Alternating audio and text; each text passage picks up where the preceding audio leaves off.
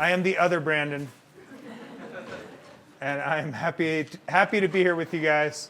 This gets me out of my writer's cave, which is nice. That gets to be like a lonely place. like there comes a point where you're like, the only story I'm qualified to write is a story about a middle-aged dude who never leaves his basement. Because like if I'm writing what I know. Yeah, so I get to talk to you guys. And I think I'm going to talk a little bit about, okay, so I'll tell you who I am. I am Brandon Mull. I write fantasy adventure novels. I write the Fablehaven series, Beyonder series, Five Kingdoms series, Candy Shop War, Pingo. There's a series called Spirit Animals that I orchestrated for Scholastic. I got to design that series and write book 1 and write the outline for the 7 books, but I didn't get to write the 7 books because that's how it was set up from the start.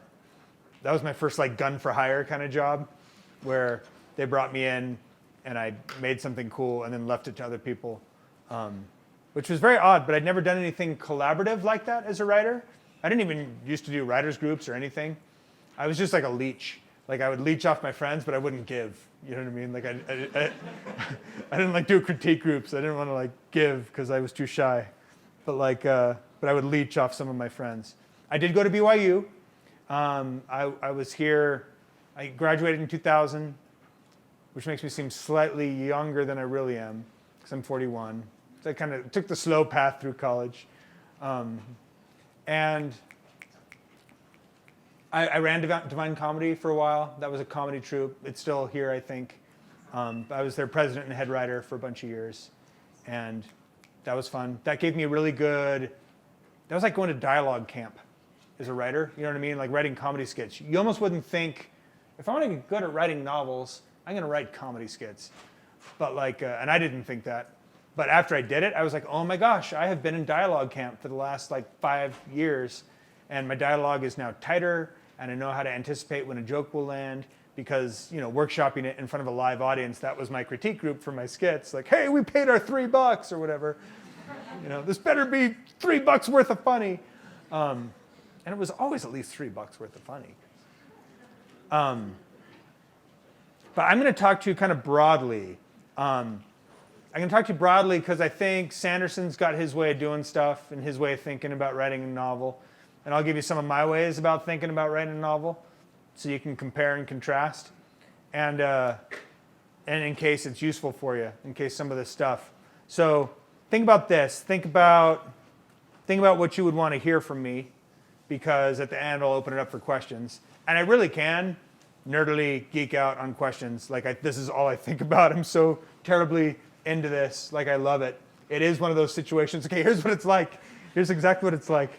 Comparison. Picture, like OCD, right? Some people have the OCD where they got to wash their hands a lot, right? That's just one way OCD sometimes manifests. And so picture I've got that OCD, right? And I love to wash my hands, and I got to wash my hands. And then a lot of people gather around and start going, yeah, wash your hands, wash your hands. And I'm getting all excited about it. They're like, go, here, we'll pay you. And they keep throwing money at me, and I'm like, all right. That's what happened with me in writing, because I really like to write, and I actually make a living at it, so I have this excuse where I get to write. And so, yeah, it's bad. It's like that, yeah, I'm caught in this weird OCD loop of writing that sometimes is bad because it shuts out the rest of living sometimes. I'm learning how to still be a human being and also wash my hands a lot. There was no point. I was like, what was the point? Oh, yeah, there was no point. No, the point was this. Yeah, there was a point. The point was that I think about this a lot. I love writing, and so any questions you guys want to throw at me when we get to the end of this, pretend like I'm just your best friend and we're all alone, and you can ask me whatever you want. I'll answer as honestly as I possibly can. Happy to answer anything. I have done a lot of junk. I've written a bunch of novels. I've worked with small publishers. I've worked with big publishers. I've done the Scholastic thing, the gun for hire thing. I've written picture books. I ran a sketch comedy show. I've written in lots of weird capacities. So I've worked on options with movie deals, and I've done most of the stuff you can do in the industry. Most of it, So I can talk about lots of stuff. But let's talk about, my favorite thing to talk about is like nuts and bolts of writing, because I think about it a lot. Writing is sufficiently complex. Writing a good novel is sufficiently complex that you will never master it. Like you're never done learning it, right? Like you're never like, okay, got it. You know what I mean? Like there's always a better story to tell. There's always a better way to tell it. If you don't figure it out, someone else will, right? Someone else will, you'll say, oh, there's no good stories left. And then like there'll be like 100 great stories that next year, you know what I mean, from other people. And so that's what, part of what attracts me to writing is it's this lifelong pursuit where you're never done getting good at it. You're never, at least, I mean, I guess you could give up. You know what I mean? You could just like, stop trying to get good at it. And I guess then you'd be done getting good at it. But if you keep trying, you can always find different ways to do it, better ways to do it. If not better, at least different ways to do it. Let's talk about, there's 5 key things I think a good novel needs, right? Kind of like my diagnostic tools, my diagnostic checklist that I go through when I'm writing a novel. If I'm stuck or if it's going bad, I'll try to make sure I've got these 5 things squared away. Kind of when you're like wanting to write novels, you sort of create your own, you got to create your own system, your own theory of how to do this, right? And this is my own system, my own theory of how to do this. Wasn't taught to me in this way, but the principles, I'm sure, are similar to stuff Sanderson talks about. So if we're talking about the most important thing, first thing on the checklist, characters. If you guys are like me, you're in a writing for fantasy. Who here likes to write fantasy stuff? Yeah, and or sci-fi stuff? You can raise your hand if it's both, like 2 or whatever. And who here doesn't like or doesn't not like, but doesn't write fantasy, sci-fi? Some people don't. Like, yeah, and that's okay too, right? Because you can write a good book in any category. It's partly just the costumes they're wearing. And like, if you're like me and you love to write fantasy, part of what draws me to fantasy is like making cool monsters and making cool magic and all that kind of stuff. But really, at the end of the day, no matter what you're writing, you live or die here. You live or die there, right? Why are characters so vital? It's just, so we start interacting. Why are characters so vital to a book? Yeah.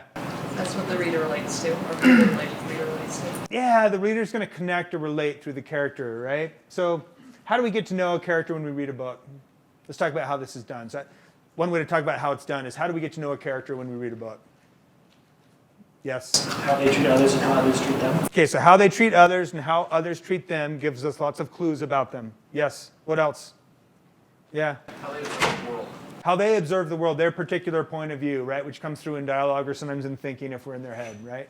Yeah? How they react to situations. Okay, their reactions to situations. I love that. Like, I remember one time I was in a thingy with Card, right? Orson Scott Card. And he talked about that. He was like, you can describe the junkie taxi cab, but what matters is how the character reacts to the junkie taxi cab, right? Like, everything you describe, remember that everything you describe in your story, there's an opportunity to show how the character reacts to that thing you're describing. And as that thing is relevant to the character, you make it more relevant to the story, right? So reactions, big deal. Like, after that bombshell went off in my brain, I was thinking about that for a while, including still. You know what I mean? Like, okay, how do I use reactions effectively, right? What else? Yeah? What they want. What they want, yeah, that's good, that's good. That's deep thinking, right? Because what they want will drive so much about them, just like it does for us, right? And what they want might be different in different moments, right? In different situations. Yeah, what else? Yeah? Well, kind of along the same lines of not just what they want, but what they think, and the congruity of what they actually do about it. Yeah, sometimes there's incongruity with what they think and what they do. That's a very human thing to do, right?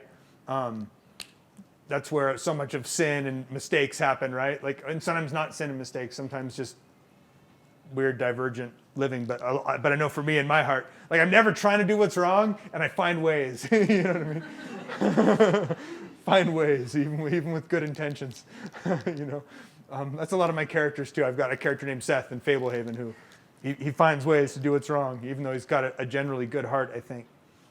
So that's a pretty good summary. So to recap, right? The stuff the characters think, the stuff the characters say, the stuff the characters do, the stuff the characters choose, the stuff the characters want. We get to know them through that, right? And so to create the illusion of character, to help our characters come to life, because one way to think about what I do is I make up stories about imaginary people doing things that never happened. And I want others to care. You know what I mean? Which seems like, how do you make a living at this? Like, that's absurd. I sometimes think about it like this. I go down into my basement office.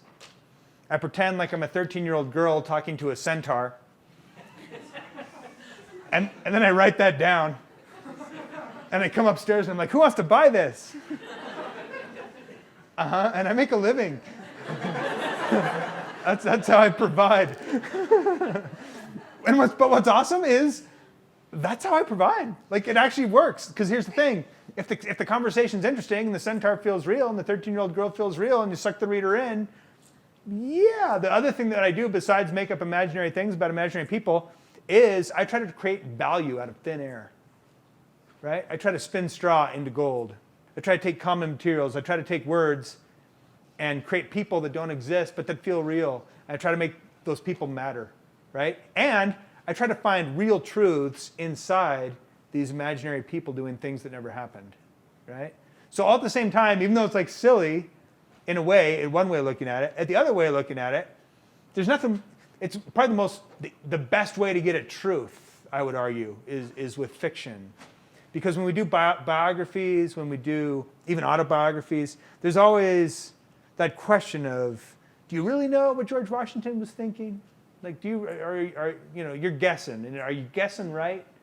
But when it's a fictional universe and we're making up the characters, we have license to explore who they really are because we made them up and they're ours, right? And if we make that feel realistic, we can explore truths about human behavior and the way we treat each other and stuff. So Stephen King said, fiction is the truth inside the lie, right? And that's kind of what we're after. And that comes back to how we make those characters work. If they feel true and honest and real, and if they're interesting, then our readers might get sucked in and those characters might start to matter, right? So I'll throw out another question. We talked a little bit about how we get to know the character, but what makes the character start to matter? What makes the character start to matter to you as a reader, right? You're like, I see what he's thinking, I see what he's saying, but what makes the character start to matter? What do you think?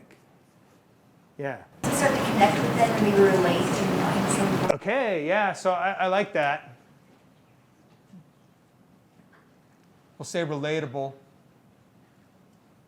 There's different kinds of relatable, right? There's the relatable like, hey, this person's like me. And there's the relatable like, hey, this person's like my weird uncle, right? But like we relate in some way, we connect, right? Okay, what else? Yeah. I still think it goes back to what they want things, because once I know what a character wants, then I'm like, okay, God, now I gotta figure out if they get it. Yeah, you are not wrong. Like knowing what the character wants is a big deal. In fact, hold hands for a second because I'll segue. It makes me think of Rudy, the movie Rudy, right? Have we seen Rudy? If you haven't seen Rudy, you got to go see Rudy. It's starring Sam, basically. And it is, what's cool about that movie is if you just describe what happens in the movie, if you describe the climax of the movie, like to somebody cold, it doesn't sound like much of a climax. Like, I'm watching a movie where the climax is this dude gets in for like a play in a football game and does nothing special. And you'd be like, cool movie, man. Let's watch something else. Got Lord of the Rings, right? But here's the thing. Like when you watch that movie and you see how much that character wanted to play for Notre Dame, how much it meant to him, how much he sacrificed to try to make that happen. Because it mattered so much, when that moment comes in the movie where he gets in for some play or random play or two and kind of does something that's not super important, but at least contributes a little bit to the play or whatever, you're like, Rudy, Rudy, Rudy. Because it mattered to him so much that it starts to matter to you, right? Yeah, so knowing what the character wants, we'll say wants, we'll put it up there because it's good. I saw other hands though, and then I cut people off. Yeah, there. I think knowing why they want something and why they do what they do is really something that makes the character come to life. Yeah, so they start to matter as you understand the why, as you get them, right? As you know them and get them, understand some of the whys. Yeah.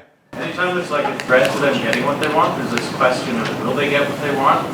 feel like as soon as you introduce that, character becomes interesting. Yeah. So once we have some like obstacles or uncertainty, we'll say, right? And we could do a side segue on this one.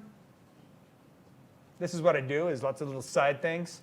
And so like the side idea would be that when we see a setup, we want a payoff.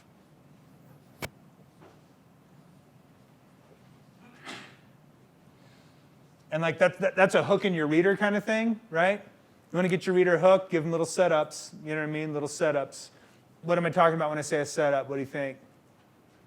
Yeah? This is actually going to relate to the next one. Back to the other thing? Yeah, make them flawed and then see them get better. That makes them really relatable and easy to buy into. So set up flaws. Overcome flaws, right?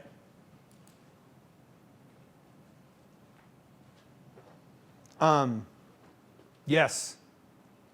Yes, no, that's very true. And that actually, that overcoming of flaws, you also answered the other question, too. Because the setup is we see the flaw, and the payoff is overcoming the flaw, or failing to overcome the flaw. But it has to, once you set up that flaw, you want to pay it off one way or the other, right? Yeah?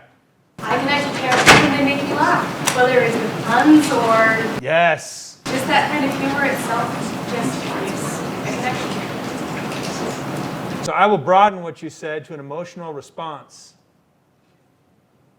But I'm a big believer in the laughter one, too. Because what happens? I'm reading a book, character says something funny, I laugh. I'm not laughing at an imaginary person. I'm laughing at a real person. I don't laugh at imaginary people. You know what I mean, right? And so if you make me laugh at that character becomes a lot more real for me, right? I get happy with Fablehaven when somebody comes up and they're like, that kid Seth, I wanted to strangle him. Like, yes. Emotional response. Because like, if you wanted to strangle him, he is real.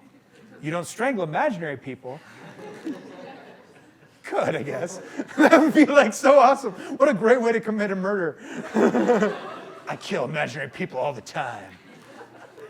And I do for my I actually make a living killing imaginary people. I do that sometimes in my stories. But like, anyways, reel it in, Brandon. Reel in the crazy. Part of how I interact with the world is I have to harness my crazy. So I know you guys are semi-crazy at least to be in this class. So I'll reveal a little bit of the crazy. Yes, you had a thought. It's kind of like if I like the character, but it's partially if I think they're a good person. Yeah. No, you're right. Because like you can connect to people who aren't, like aren't good people, but it's harder. You have to overcome. There has to be a lot of other stuff before you actually start liking them. You know what? You're not wrong. Like that a character has some likability. If you want to have a reader read your book, that helps, right? Like if there's some likability. Now, you can even like them because they're a rogue, right? Like they can be a rogue, but some likability is going to help. Yeah, I don't think you're wrong. Yeah. I feel like if they're terrible, they have to feel like they're redeemable in some way. Yeah. There's hope they can become. If they're terrible, we've got the flaw thing going on, right? This hope that maybe this person can overcome this flaw. And and it helps if it's there are some good elements in almost everybody, right? So you can give some good elements so we have something to attach to and make this person relatable. And if not, you can do that. I can think of characters where they're almost unrelatably mean and they still can be entertaining. But there's something but even that, you know what I mean? It's like as good as it gets, Jack Nicholson's character. He's pretty much like a pretty hateable guy, but there's still something likable about him. Part of him is what the actor brings to it, but there's, he's so bad, it's fun kind of thing. He's so harsh to people, it's fun. And he does overcome some of his flaws too in that movie. So this is a good synopsis. Here's my bring it all together thought thing. So with characters, we need to know our characters well to pull this off. Does that make sense? Like if the illusion of character is going to be created and sustained by having that character be consistent in what they think and say and do and choose, right? And to have them feel real with these flaws and certain eccentricities that make them relatable or little quirks. And knowing what they want and being able to do and say things that give the readers an emotional response, whether that emotional response is, I want to see him overcome his flaws, or I want to see him overcome his obstacles and accomplish his goals, or even more importantly, like, this guy's funny, this guy, I wish I was brave like this character. I wish I had Frodo's courage, or whatever it is, right? Like, we got to know our characters well to do that, right? You got to know your characters well. And there's like a bajillion ways to do this. For me, like Sanderson, as he talked about like gardening and architects, whatever, right? He talked about that. For me, my gardening phase is daydreaming, right? I garden by daydreaming. And then once I daydream, I get like the cool movie in my mind, and then I architect that thing, right? Then I architect that movie in my mind. And so we got to garden those characters, kind of. You know what I mean? Like, you got to, and however you garden, whether that's taking notes or whether it's daydreaming about them a lot, like too much, until they seem kind of real to you. This is why, yeah. Anyway, this is why you slowly become unrelatable if you write too much, except to other writers, because you're like, yeah, I get it, yeah, I do that. I make up people and try to get to know them really well.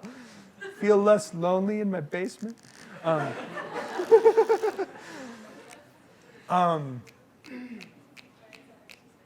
But yeah, you got to do something to get to know those characters well, so that then you can stay true to them and what they think and do and say and choose. After I've written a character for a while, it's easier for me to write that character more because I get to know them as I write them more, right? And so sometimes if you're like more discovery writer kind of person, you might be discovering who this character is, but as you discover who there is, at the end of the day, you're going to have to make that character pretty consistent in what they think and say and do and choose, or they're not going to feel very real. Usually. And then if there's change, you got to motivate the change. It's funny because that's not how we work in real life, right? In real life, we have our character traits, but we also do a lot of things just cause, right? But not the big choices. You know, the big choices aren't just cause usually. The big choices have to do with who we are. But I think sometimes in fiction, our characters are a little bit more consistent than a normal person would be. But I think that's to help sustain the illusion, right? They're a little bit less real than a real person is too. So that consistency helps them feel a little more real. That's Brandon Mull theory, right? But like, I think that's true sometimes. So we have characters, and then we give our characters relationships.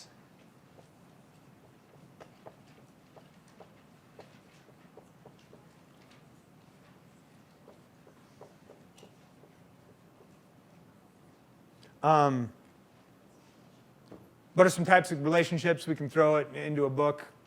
This is easy. This is almost too easy. Family relationships. Love relationships. I love that because I talk to kids sometimes, and that's so fun to talk about, like love relationships, because they get all excited. Like, because it's like fifth graders, you know what I mean? So like, no, wait, no, what are you talking about? No one's pretty. You know, like that panic look in their eye. Like, someone's pretty, aren't they? I hear you. Mentors, yeah, mentor-teacher relationships. What else? Friends, right? And there's that whole spectrum of friendship. And that's good to keep in mind, because sometimes new friends are very interesting, right? Because they're just getting to feel out. Sometimes old friends are interesting because it feels like there's a history there, right? The frenemies thing is interesting, or betrayals are interesting. Or I wrote My Brother and Sister. I think what made My Brother and Sister in Fablehaven, one of the things that I think helped them feel real was I started with this mentality that they have each other's back and they stab each other in the back. Because that's siblings to me. Like that was me and my brothers and sisters. We loved each other, and if it was an emergency, we'd take care of each other, and we also hated each other and made fun of each other, and all those things all at the same time, with probably the love being the biggest undercurrent, but lots of fighting, lots of arguing, lots of teasing, you know. So that just keeps it true. There's so many relationships we can put into a story. Just make sure there's as many relationships as you can see in life, because the principle here is, as the characters matter more to each other, they will matter more to the reader, right? As the characters, blah, blah, blah, blah, blah. I don't want to write a whole sentence. I'm not getting paid very much to do this. As the characters matter more to each other. I'll write it. They matter more to the reader. But this is true. And, man, this is taking forever. This is bad staging. There's a camera filming me writing this. As the characters matter more to each other, they matter more to the reader. Man, why do I think I should write this? This was a bad idea. This will be the longest thing I write on this board, I promise. And then these two things, characters and relationships, bring the life into the story. Right? Like, so that, like bringing life into the story, that makes or breaks you, makes or breaks the story. You live or die by that. If you bring the life into the story, the reader believes the characters and believes the relationships, you then have a chance that they will like your book. If you do not do that, you do not have a chance they will like your book if it's supposed to be fiction, right? Like if it's a book about rocks, you might still have hope. But like, if it's supposed to be fiction, you got to make those characters feel alive. You got to make those characters come to life. And that's not easy. That's one of the hardest things we do. Here's part of why it's hard. Like I struggle with this. I promise you I do. I think about this all the time and stress about it all the time. Because I'm one brain. And I'm trying to make a bunch of brains. A bunch of different people that feel different from each other, right? I'm trying to mask the fact that all those people are me, talking to myself, doing a little puppet show in my basement, right? Like, that's tough. That's tough. Because, like, you got to try to sell it. You got to sell, like, and people will ask me this, like, okay, you wrote a 13-year-old girl as a main character. Are you a 13-year-old girl? No. Are you telling us you understand 13-year-old girls? No, I'm not. I'm also going to give you the comeback of, you do not understand 13-year-old girls, nor does any 13-year-old girl understand 13-year-old girls, nor does any person understand 42-year-old guys or 64-year-old women or whatever, because you can't just like understand somebody based on an age and based on a gender, right? Like the whole trick to writing is making an individual character. I get to know a 13-year-old girl. I get to know a 13-year-old girl and stay really true to who she is and what she thinks and says and does and chooses. And I'm informed by what I know about 13-year-old girls and the 13-year-old girls that I've observed in the wild, growing up and whatnot.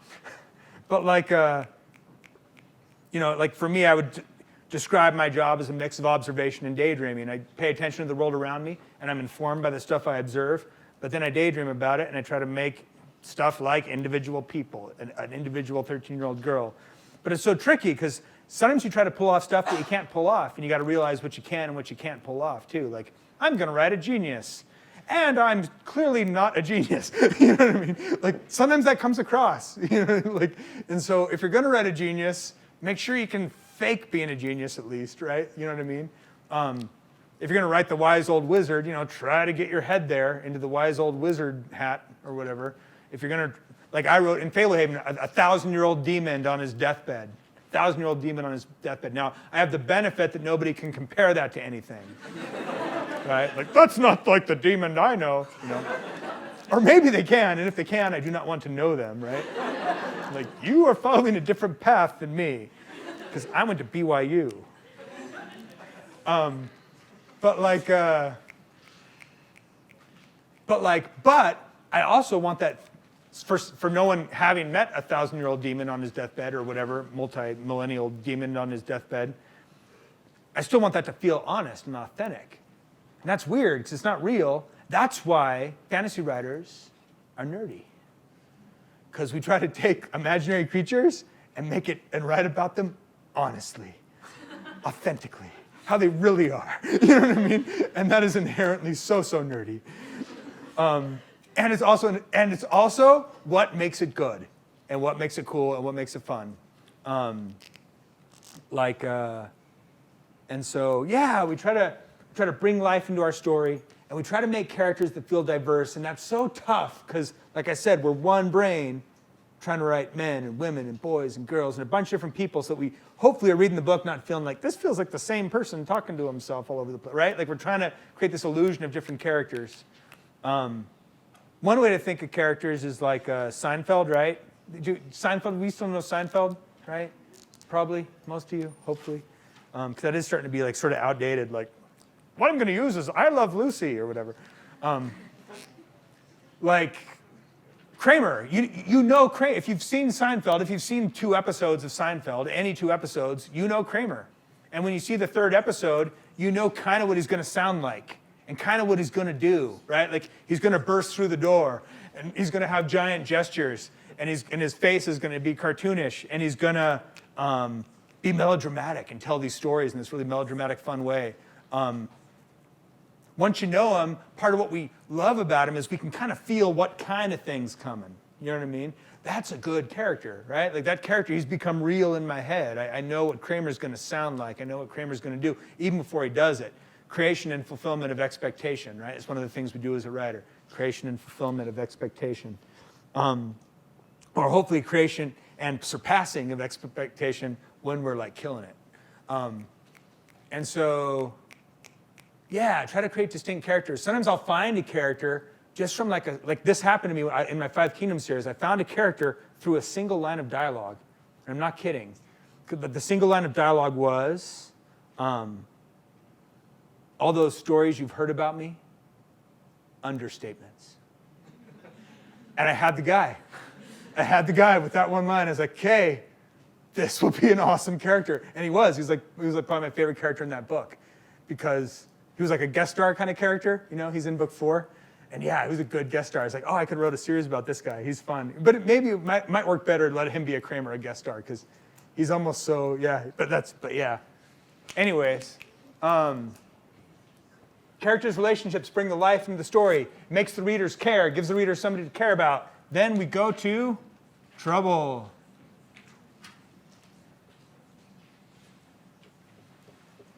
And I'm about to explain plot with 3 words, right? This is the way I think about it. So we start with trouble, right? What are some types of trouble we could throw at our characters? This is actually kind of an important question, yeah. The kind that they make themselves. Okay, so there's the kind that they make themselves. I won't even try to list them all. We'll just list them in our brains because I can face the camera. The kind that they make themselves. So that is trouble that flows from the characters, which is great trouble, right? And that's one of the things we'll notice when I write these 5 things is when, like, your book's working, these 5 things just intermesh and interrelate and overlap each other like crazy. It's not 5 distinct things, right? So yes, stuff that flows from who the character is. That includes their goals, right?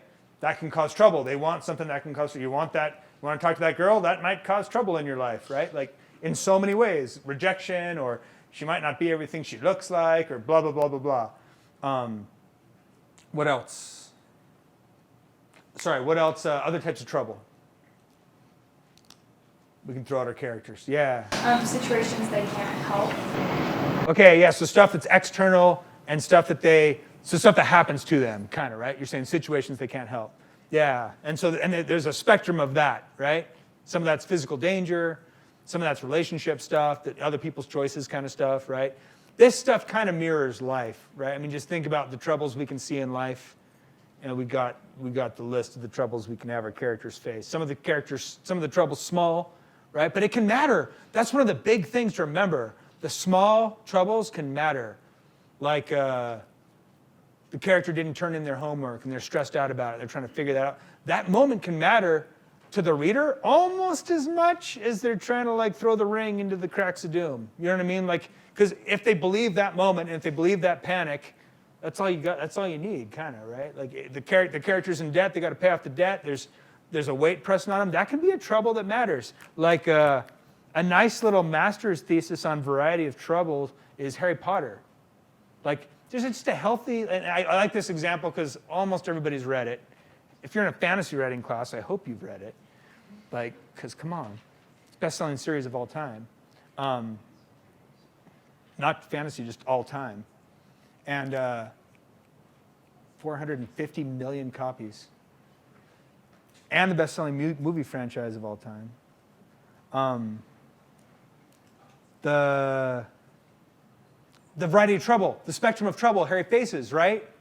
It's like, not only has he got Voldemort looming, Not only does he have like all his like quests of each book that he's got to solve and stuff he's got to find, but he's also got like trouble with his friends. Sometimes the only thing that seems like matters in Harry Potter is, are they going to win the cup or whatever? Like, you're going to win the house cup? Like, you forget that life and death is on the line. You're like, come on, win the Quidditch game. Like, do not lose to Malfoy.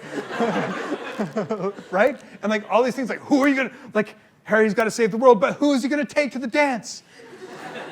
You know what I mean? Like, who will it be? Who will the lucky girl be?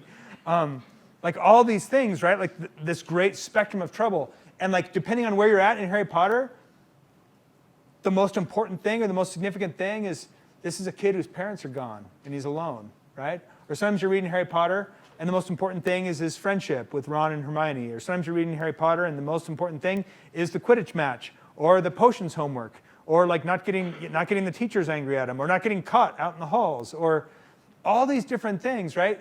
And then there's quests on top of it and magic on top of it, and it makes it a rich read. Lots of cool trouble, right? Lots of things to care about, lots of things to be interested in. Trouble, yeah, it's a big deal. So 3-act structure, the simplest way to explain storytelling, right? And the simplest way I've heard to explain 3-act structure. Act 1, get your character up a tree. Act 2, throw rocks at him. Act 3, get him down, right? That's a story. Introduce trouble, work through the trouble, get him out of the trouble. Either the trouble overcomes the character or the character overcomes the trouble.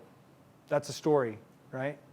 Now, I said plot in 3 words, right? Trouble, decisions,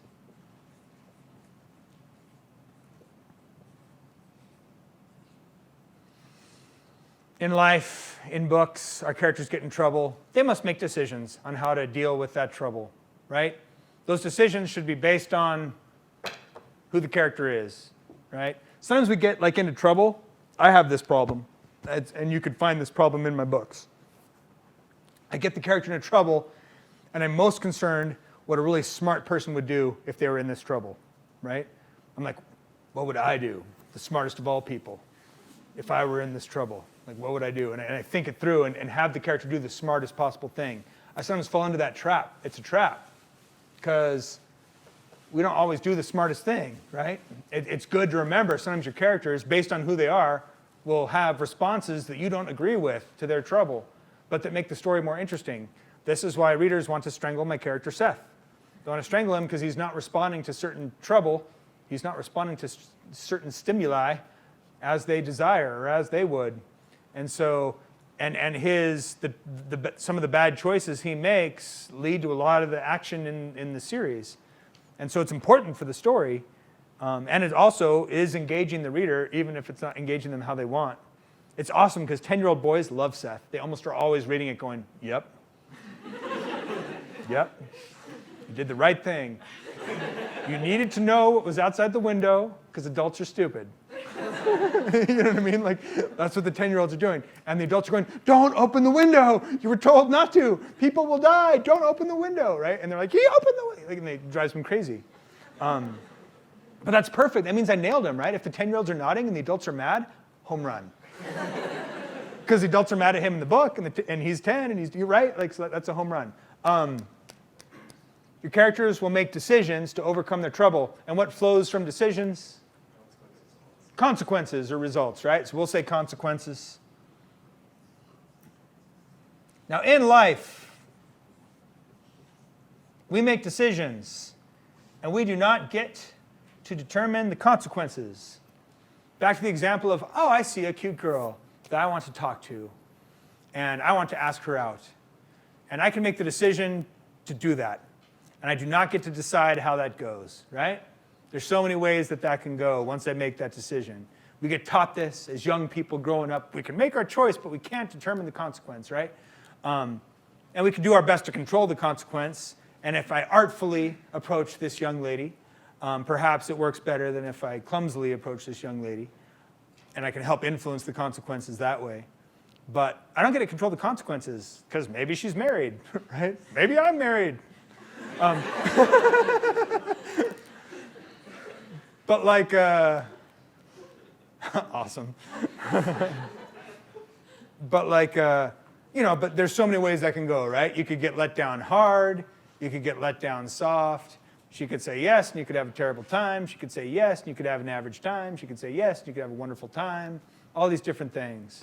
As a writer, we get to make up the consequences, which is so nice. So nice. People think doctors have God complexes. Try being able to completely control the destinies of imaginary people in your basement. It's like awesome and not, all at the same time. But like, but consequences, yeah, like, here's the thing. If your reader doesn't believe your consequences, then you're in trouble, right? We've got to be able to sell those consequences to the reader. We have to have consequences that feel honest. If luck helps our characters sometimes, luck has to hurt our characters sometimes. And that's tricky. It is art, not science, right? But we've all seen it done poorly. We've all seen moments in movies that we stopped believing in the movie because it just didn't feel honest or real, or the consequences didn't feel honest or real. Example that I always use this example. I don't think I've ever actually seen it. Maybe I have. I can't name where I saw it. But like, bad guy's got a gun on the good guy. Cat jumps out. Gun shoots the roof. Good guy dives away and gets away, right? Like, if that happens very often, I check out, right? We're done. Like, lame. Too many cats, right? Too many hero cats. And even like, I have seen this. The tension's ramping up. The music is cueing us that danger is coming. The character's going down the creepy corridor, and a cat jumps out. And we're supposed to jump, and it's just a cat. Cats never jump out like that to me, ever. Like, I've never like kind of creeped, the goose pimples, and then a cat's like, meow. You know, it just like never happens. Always in movies, tons of times in movies, but like almost never in real life. Is there like the ambush cat? Like, I'm gonna get this guy. I'm gonna totally nail this. He's gonna be so scared. He's gonna jump right as the violins are like getting real high. I'm so dumb. I just like ramble. Like come sub my class and just ramble. Just say whatever you want. No, like there is a point to this. It's that there's an art to consequences, right? There's an art to making those consequences feel honest and real. We want to make it tough on our characters. If we don't make our characters like earn their good consequences, we will not believe it. Because the only place we don't have to really work hard to earn good consequences in life is video games, I think. Like video games, I think that's why video games are fun. Because you like can achieve so quickly. Like, I have a diamond sword. You're like, I achieved this awesome thing. I killed this awesome monster. Like, look what I've accomplished. And again, it's imaginary. That's my problem. Like, all my accomplishments are imaginary sometimes. But like, if we want a character, we can get our readers to believe a happy ending. We can get our readers to believe good consequences. But it helps if our characters really have to earn them. Just helps us believe it. Because we're like, if there's too many happy accidents, we live on Earth. We know what Earth looks like. Like, happy accidents are nice, and there can be some happy accidents in a book. But man, like usually to earn that happy ending, they got to earn it somehow. They got to pay for it somehow. Yeah, you got to make them pay for it. Either by sometimes you might earn it by being really clever, right? You might go, oh, that was clever. I didn't see that. That was clever. You have earned your good consequence because that was nice and clever, right? So they can earn it by being clever. They can earn it through sacrifice. They can earn it through all these different ways. Maybe they die to pull it off, or someone dies to pull it off, or they work really hard. They Rudy it, right? They just like keep going, keep trying really hard. But they have to earn those good consequences, earn that happy ending. What am I thinking? Characters, relationships, trouble, decisions, consequences. This is plot to me, okay? To me, like you say, how do you do plot? Trouble, characters make decisions, leads to consequences, which leads to more decisions. Leads to more trouble and new decisions and new consequences, which lead to new trouble and new decisions and new consequences. Often there's a variety of trouble, and all the trouble in the book has its own cycle of trouble and decisions and consequences, right? Does that make sense? Once they work through the trouble, the story's over. Either the trouble overcomes the character or the character overcomes the trouble. This is how I think about it. That's how I think about it. I like thinking about it this way because it's nice and broad. It's not super formulaic. It's just, I believe that trouble, decisions, and consequences happen in plot. I can make my plot anything I want as long as I establish some characters, give them some trouble, have them make decisions, have them face the consequences. It's super, super, super broad. If you're stuck, write in your book. You can come home to some of this stuff, right? How well do you know your characters? How well do you understand the relationships between the characters, right? Maybe you're discovering these characters and discovering these relationships as you write. That's okay, but once the thing is done, you have to have figured it out, right?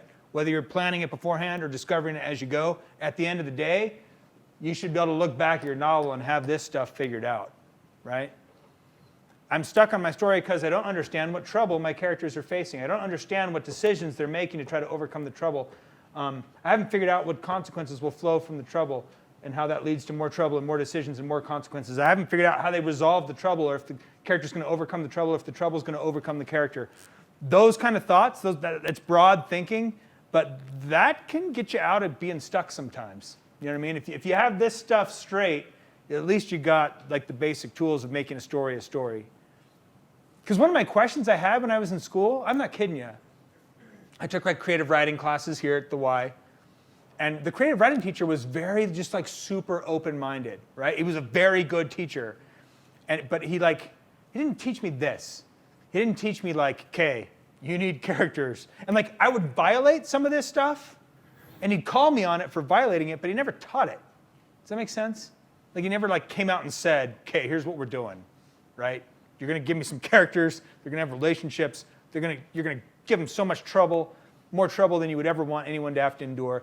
Like, that's one of the things, like if you're a writer, you got to just be so mean to your characters. You really do. You just got to let them have it. Like if you're a nice person and you're a writer, that's 2 strikes against you. You know what I mean? That's awesome. That's quotable. That's good. Yeah. But yeah, it's true though. Because you have to be so harsh to your characters, right? You got to put your character. And if you're a nice person, the saving grace can be you can let those characters earn good consequences, even though you're doing hard stuff to them, right? But you got to do hard stuff to them. If they're like on a journey and everybody's getting along, that's a boring book. You know what I mean? Like set up characters so that they won't get along. That's a more interesting book, right? Like if you're like me, I like everybody, I'm like a pleaser. I like everybody to get along. I like everybody to be happy. When I did like in school, what I chose to do was to write comedy and make everybody laugh. Like I'm a pleaser, kind of. And so like my favorite parts of this class is if I make you laugh. You know what I mean? Like, and I'm like, yes, that was an awesome class. Like, you know what I mean? Because I had a sweet joke. But that's like, that's how I am. And I had a point. Anyone with me? Where was I going? If everyone gets along, it's Yeah. So as a pleaser, I sometimes fall into that trap. I write characters that'll get along, and I'm so happy they're all getting along. I'm like, oh no, it's boring. You know what I mean? Like, oh no, when people get like, we want to see them get along eventually. You know what I mean? And they can have like a good friend, but man, you want a lot of them not getting along. You want to throw a lot of hard things, give them a lot of trouble. Really test your characters. If they've got a weakness, exploit it, push it. That's kind of what Heavenly Father does for us. You know what I mean? We got weaknesses, and He will push us and make us. Before we're dead, He will make us face that weakness. He just does. He's good at it. It's why He gives it to us, actually. You know what I mean? It's really funny. I mean, it's not. It's funny in theory. You know what I mean? Till you like have to live it. Like that was all of us in the pre-border life. We're like, that sounds pretty good. Yeah, okay. We got troubles and hardships, and we'll learn from it. Okay, yeah, sure. Then we get here, and we're like, oh man, never mind. Like even the Savior, right? It's like, no, let this cup. No, never mind. Let this cup go. Like even I don't want to drink this cup. No, but we do. Like we. It is kind of true that Heavenly Father does test us by making us face our weaknesses, right? Like, give unto men weakness that they may be humble. Like, He knows what our weaknesses are. Come to me, I'll show you your weaknesses, and then I'll help you overcome them, right? And a little bit, you can think like that as a writer, a little bit. You know what I mean? Like, exploit your character's weaknesses and help them overcome them. And that there is story there. And the story there will resonate because that's what we do here, right? That's kind of what life is a little bit. You don't have to be LDS to resonate with that idea of people overcoming weaknesses. That's the story of most of our lives, is overcoming our flaws, right? So yeah, build characters with flaws and then let them have it, right? Make them face their flaws. I've blabbed a bit about some stuff. Let's see if you guys have questions. Now we are shifting modes. The questions can be about this stuff, or it can be about writing theory, but we could also, your questions can also be about whatever. Yeah. Out of curiosity, what are like, I know like general differences between like YA, middle grade, and adult and stuff. Yeah. Are there like, How would I break down the categories? what are the different kinds of humor you'd use between those three categories? What are the different kinds of like levels of action? Yeah. What would be the main, I don't know. I can speak to this. I can speak to this kind of a lot, because here's the thing. When I wrote my Beyonders book, that was the first book I wrote. And I thought, like if you'd asked me at the very start of my writing career, I thought I was going to be Sanderson. I thought I was going to write adult fantasy, adult books for adult readers. That was my first goal. And then, because I think epic, I think kind of grand in scope, especially as far as world building and stuff. Like I've got a good engine in my head for that. And like, and my first book I wrote, Beyonders, I kind of just wrote it for me, right? Because I didn't know what the crud I was doing. And when I say I just wrote it for me, I gave absolutely no thought to having an audience for what I'd written. Just gave it absolutely no thought. That was not super wise. That was not super savvy. Like writing, like it was not super wise because my goal was to have it be commercially successful. That's why it was not wise, right? To be commercially successful, you need to write a book that has an audience. You know what I mean? Like that's important. It helps it sell if someone wants to read it. That's actually really important. I'll segue for a second. In a pitch, in a query letter, there's only two things they really, really, really want to know. There's only two things they really want to know. Does this book fit into an existing category? Because what that means is, does this book have an audience, right? There's categories, and the categories have audiences. That's why there's categories, right? Like, we're thinking commercially now, right? Two questions. Does this book fit into an existing category? And is it different than everything else in the category in a cool way? If you can answer those two things in your premise of your book, you will get a request to see the manuscript. You just will. If it fits into an existing category and it's different than everything else in that category in a cool way, that is what a pitch is that, right? Now, we're not just writing pitches. We're writing, like at the end of the day, once I know it fits, I've got something that it's a pitch I can make and it fits into a category, then all I'm concerned about after that, basically, is making something I think is cool, right? Like, I'm not like, sell out and write something you don't know or understand. You know what I mean? Like, I'm not saying that. But I'm saying, like, if you want to sell your book, it helps if it fits into an existing category. When I wrote Beyonders, we're actually going to get back to the question. When I wrote Beyonders, I did not even think about category. I wrote a book that had more of a middle grade vibe as far as the crazy imagination of it. And I had a character who was like 20. And it meant it was kind of a book without an audience. It just didn't have a, it was too weird and too like kind of light and weird to be adult fantasy. Didn't have like it could be weird, but it would need more of a cynical edge to it or something, you know. And so it kind of just was. It had what I had to do was age my character down to middle grade, and then I was able to sell it quick. So here's how you differentiate middle grade, main character 14 or younger. That's about pretty hard fast. About 14 or younger, usually 12 to 14. What makes it middle grade is the character is dealing, because your main character is 12 to 14, their concerns and their thoughts and whatever are at that level, right? So like it's more blushing crushes than sexual desire. Does that make sense, right? You're like thinking like a 14-year-old. So how do I handle romance? For the most part, you're thinking blushing crushes type romance versus sexual desire type romance, because your character just hasn't quite gotten to the sexual desire thing. That's what kind of makes it middle grade, right? And then the violence, right? The violence is like, think action, not violence, kind of, right? Like you just don't, it's all about, it's kind of like the difference between PG and R-rated violence, right? R-rated violence is intimate and up close, and we get the details, right? PG violence is, give it a little more distance. We don't have to describe every speck of brain matter on the wall or whatever, right? So that's middle grade, right? It can still be violent, characters can still die, it can have lots of, like the stuff I write is dark, it has action, it's got lots of things, right? Lots of ingredients to what I like in a story, but I don't go like super intimate on the violence. I'm pretty careful with my language. I treat it like what a fifth grader or sixth grader would be like, and what you would read to a fifth grade or sixth grade class. That's what I'm trying to think about, right, as I write that story. YA, it's an older main character, so then like the attractions can be a little more sexual, a little more like it's that fun age where you're discovering sexual attraction, right? And so like it doesn't have to be like savvy and knowing sexual attraction, but it's like the excitement of like, ooh, like you're like attracted or whatever. And you can take YA, you can take it to places where, as far as like what are the boundaries that the world has set for YA, they're pretty broad now. You know what I mean? You can take that pretty broad. You don't have to. So in YA you can swear or you cannot swear. In YA you can. In middle grade, like your publisher will tell you not to swear. Your publisher will take stuff out. In YA, they may not. They may leave stuff in, depending on what you're trying to accomplish with that book, right? But you can still write YA and make it pretty clean too. It's just that sensibility has to be the sensibility of an older teenage mind, because we're in the character of an older teenage mind, right?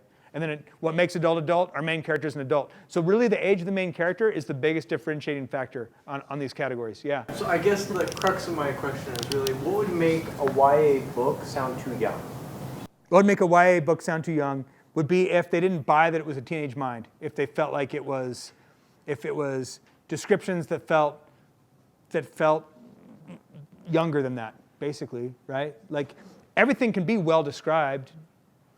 Like the differences between YA and middle grade, it's just the mind of the main character is the main difference, right? Like that is the main difference. And if the descriptions and the feel of that main character feel younger, then they'll think it's younger, yeah.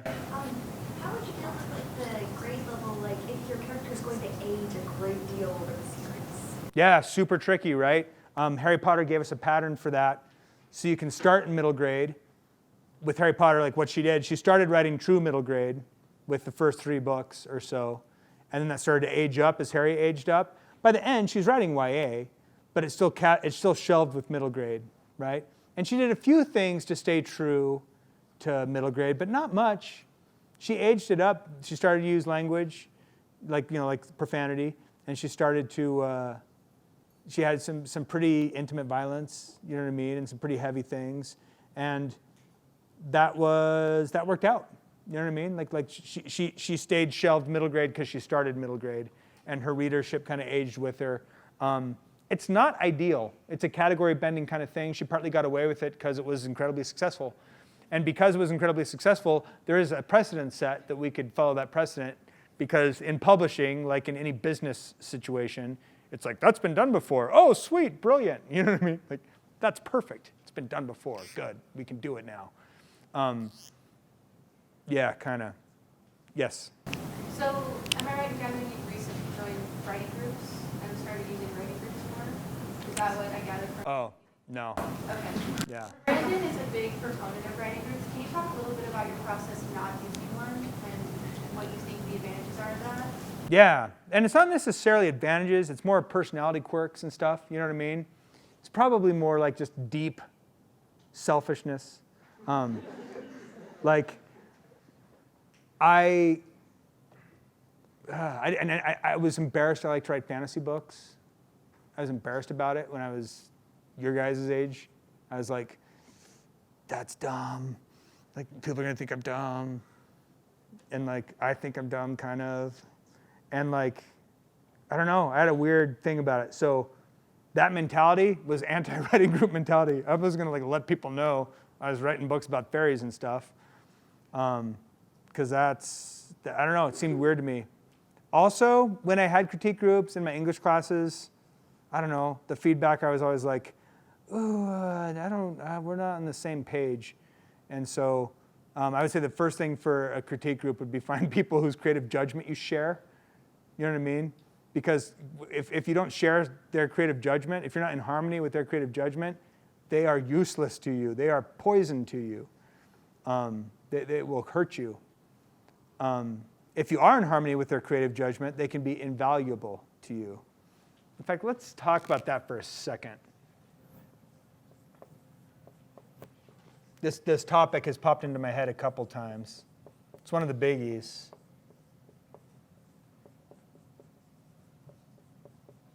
Perhaps the most important thing you will do as writers or artists of any kind is inform and educate your personal creative judgment, right?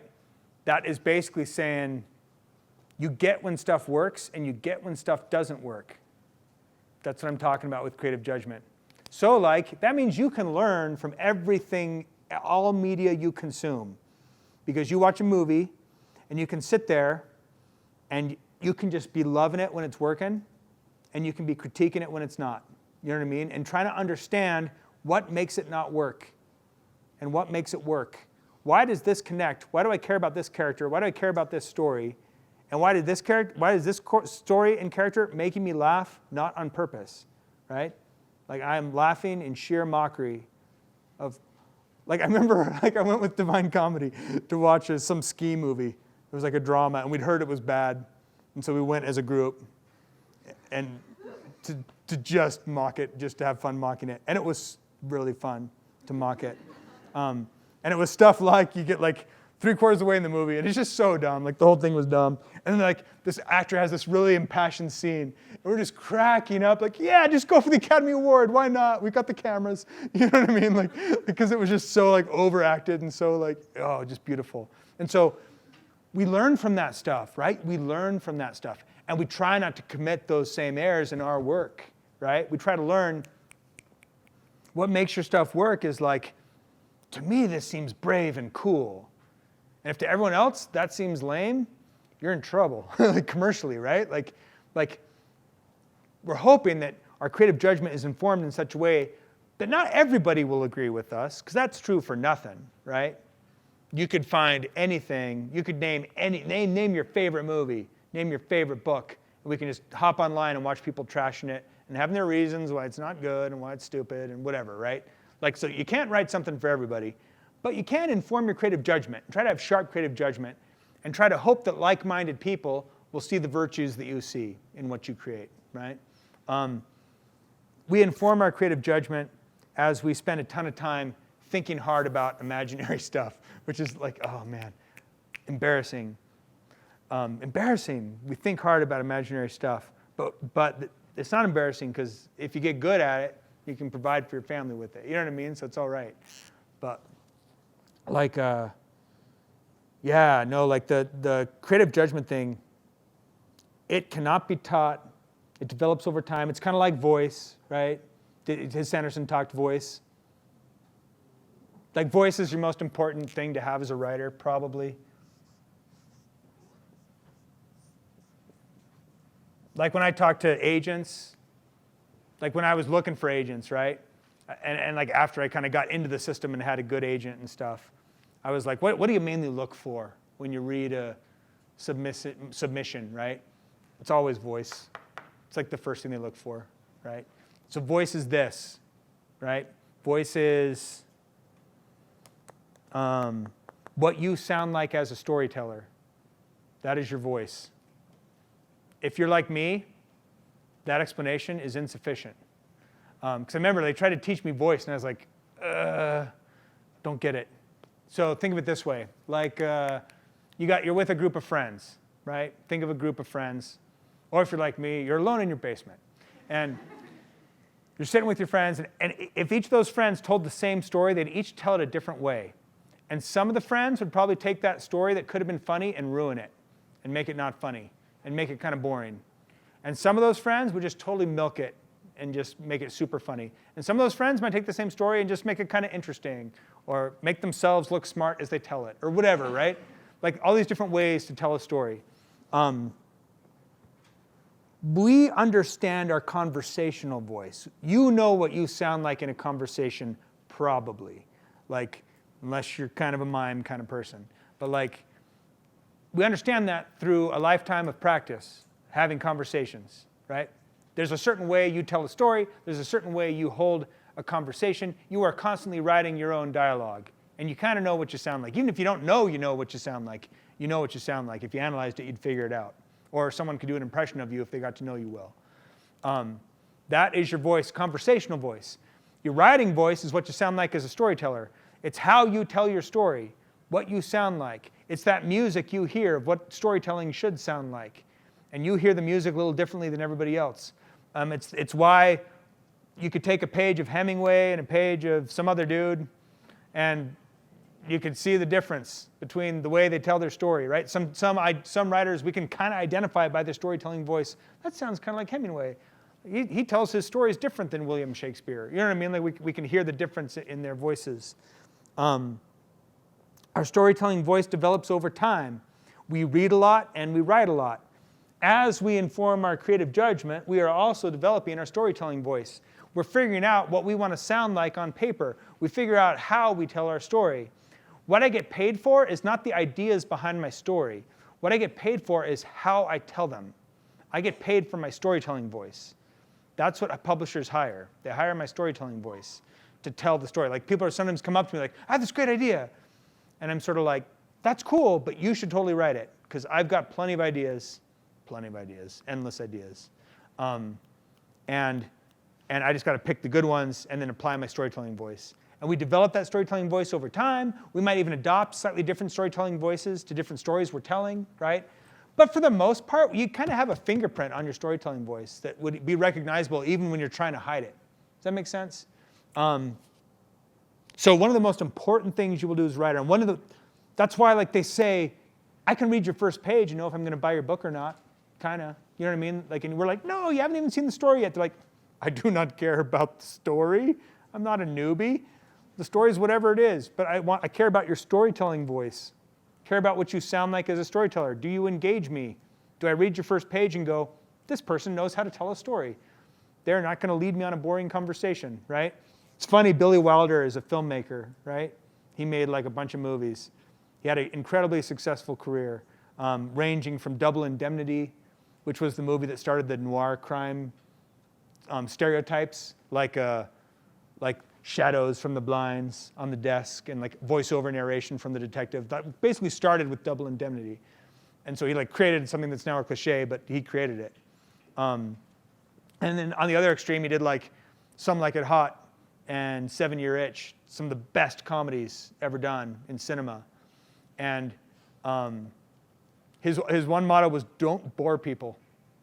Like I read his stuff on IMDb, and that was my favorite. One of my favorite quotes that any creator has ever told me was, don't bore people.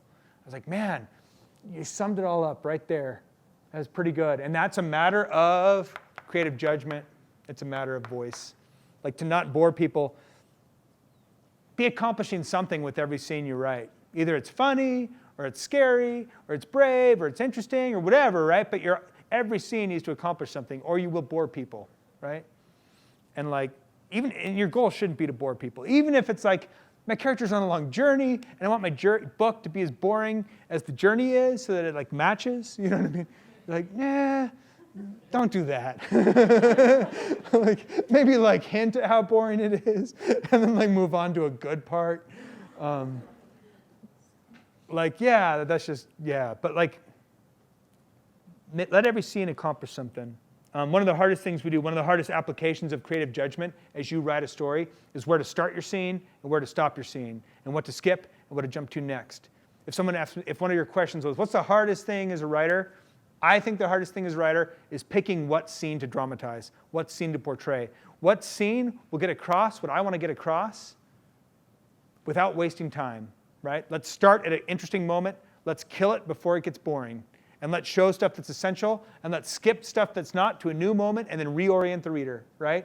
Like if you get good at that, you are well on your way, because that's one of the hard parts, right? Think of it like a movie, picking good scenes to show, picking good shots.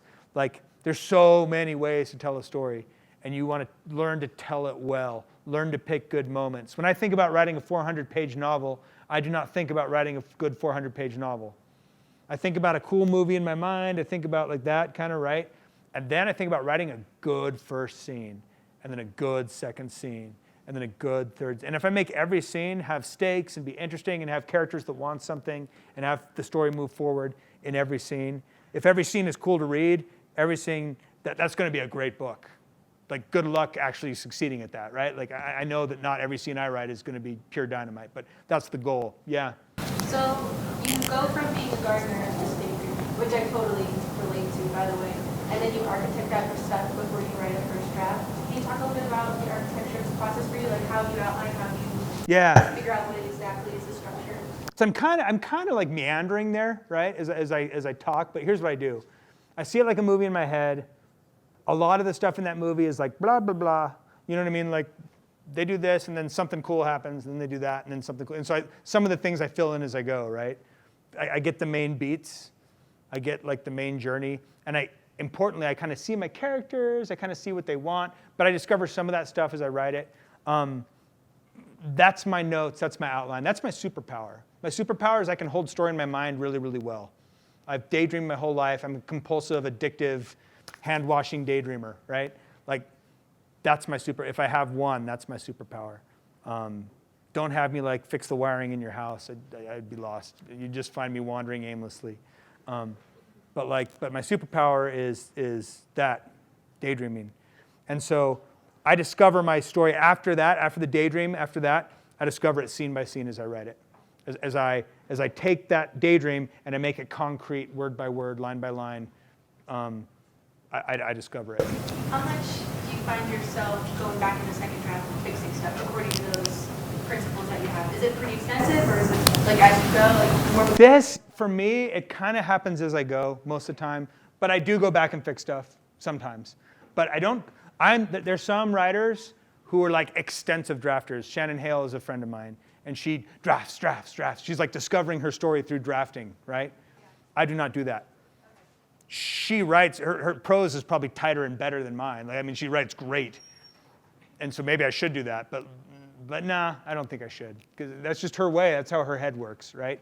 Different heads work different ways. I talked to like this lady, Diana Gabaldon or something, the lady that wrote the Outlanders books, right? And she just like, that became like a series and stuff. And she like puts her books together like a mosaic. She just goes from one scene that interests her to another scene that interests her and puzzles it together. That would break my brain. My mind would just shatter. But for her, that works totally well, and she has a super successful career, like a 20 million novels sold kind of career. And I daydream, and then I write scenes. And usually my first draft, it's honing the draft, not totally rewriting and totally changing the draft. My first draft is in my head. I spiritually conceive it, and then I physically conceive it. Yeah, I'm in good company. What else? Anything else? We're almost done. Almost out of time, yeah. I know we're running short on time, so one word of advice, guys, make fantasy worlds cool. To make fantasy worlds cool. Okay. Man, that's hard. One word of advice. Character would be one word, right? It's like we got to give characters that they attach to. Man, like funny characters is so important if you can swing it. It's really important. Like I know in Fablehaven, I wrote a funny character called Bubda in Fablehaven, who's like this little troll, right? He's like a little like hermit troll, I called him. I've made up the genre, the category, I think. Hermit troll that like, kind of like a hermit crab, he like goes from little container to container, like lives in barrels and stuff. He's in the book for like 5 pages, like the whole series for like 5 pages or 7 pages. And like he's one of the ones, they all talk about like kids, like Bubda, more Bubda. I'm like, more Bubda. He was like such a side character, but he was funny and he's stuck in their heads. You know what I mean? And so like, I listen to that, I pay attention to that. So fun characters would be a big part of it, right? And then what makes it cool? I like to show readers stuff they haven't seen before. I like that. If you want to see my master's thesis on showing readers stuff they haven't seen before, that's Beyonders. Because I made new magical races. I try to make everything stuff we hadn't seen before. And it also has a cool climax. Yeah, if you haven't tried me, Fablehaven, 5 Kingdoms, Book 1, that's me doing some of my best work. That's some of my best stuff. You guys, write cool things. If you love to write, let me say this before we quit. Write what you're most passionate about.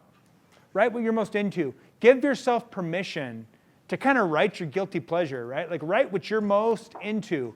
Don't write what someone else wants to see kind of thinking. You know what I mean? Like don't be like, this sounds writerly to me, like he thought perchance or whatever. You know what I mean? Like don't go there. Do not go there. Like write from your gut. Write according to your creative judgment. Write what you think is really cool, and that gives you the best chance that someone else will agree and someone else will think it's cool. Thank you.